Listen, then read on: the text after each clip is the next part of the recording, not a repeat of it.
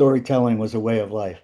Everybody was telling stories all the time about each other. It was gossip, and then blah blah blah. And so, I paid attention to how they told stories. When I laughed, I said, "What made me laugh? How did they phrase that and all that stuff?" So it was learning how to tell a story more than write a story, but telling a story, how to do that.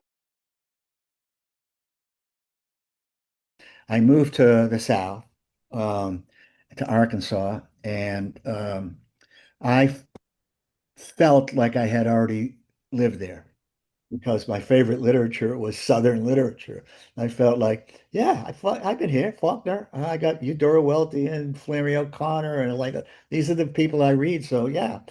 But I remember when I got down there, one of my professors said, "Okay, now you're in the South." I wasn't writing about the South yet, but I was still bringing my stuff from New England down, and he said, "You're up against Flannery O'Connor."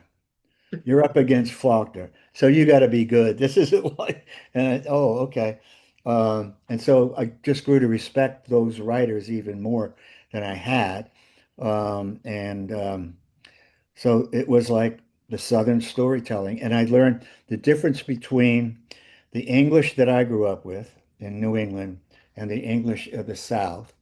Um, it was that the English spoken in Massachusetts, at least in my experience in Massachusetts, where everybody's grandfather and grandmother were from somewhere else.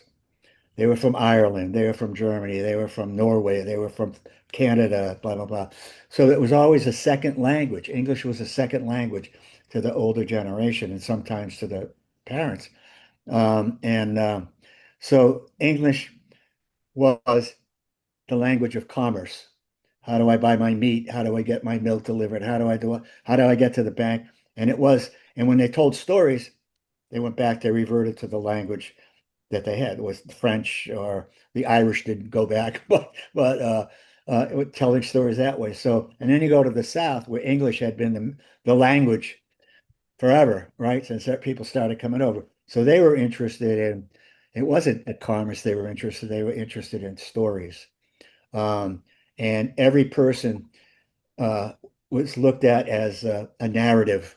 When I paid attention when I got there to, I want to learn what the difference is in how they speak down here, because I will be writing about it at some point. And so, um, one of the things I learned just listening, and also people talking to me, it was like what people wanted to know in Fayetteville, Arkansas, and later, even more so in Monroe, Louisiana, when I went there after. So let's go to Monroe, skip ahead to Monroe, which is real, real South. And uh, they would say to each other, to me, "So who are your people? Who are your people? Who are your people? Which church do you belong to? Which, the First Baptist?" Okay, for that. And it was, they were looking for the story, they were looking for the history, and they were interested in like telling, just talking. Okay, one day so this is even later. I'm in Georgia. I'm living in Georgia, teaching there.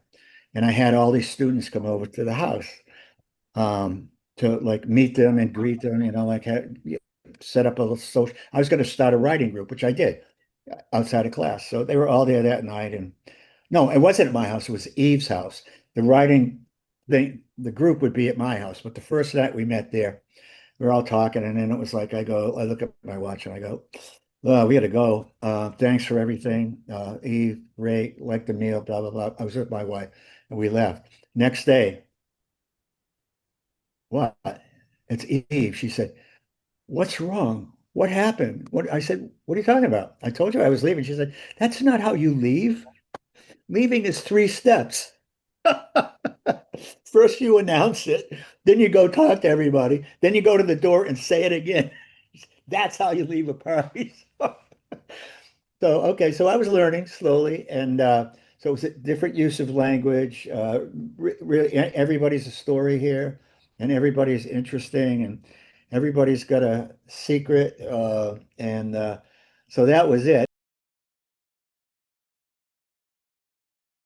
It was a whole other world, right? A whole new world. When I had the interview for this job, it was during a riot in Miami. I forget what it was. The cops nailed some guy on a motorcycle or something. The McDuffie or something like that. It's kind Yeah, of yeah, like, yeah. In yeah. 1980. Yeah. So, oh, okay. So it wasn't that one. It was later than that. 89 is when I came. So anyway, so my wife, we were watching it and I had an interview the next day and she said, that's one place I'll never move, Miami. I came down and got the job. It was like, well, I went to Philadelphia to the conference, and then I came down for the interview, and I think that might have been when the stuff was going on. Anyway, so it was like it's a whole new world. It's back in kind of an urban environment. It's beautiful. It doesn't snow. You can go out anytime you want. And yeah, I had to get used to the different kind of foliage. Um, uh, and yeah, the beach down the street. My God. I don't have to drive to the Cape. I don't have to hitchhike down there, right? Uh, and so it was nice, and whole bunch of other stories would come on. All you got to do is read the newspaper in Miami. Like, okay, I can write. I got to write about this one. This, and I have taken a number of stories, something from the newspaper that I've turned into a story. And Yeah. Somebody said you cannot compete with what really happens, you fiction writers. Not in Miami, you can't compete with, yeah, but we could steal it.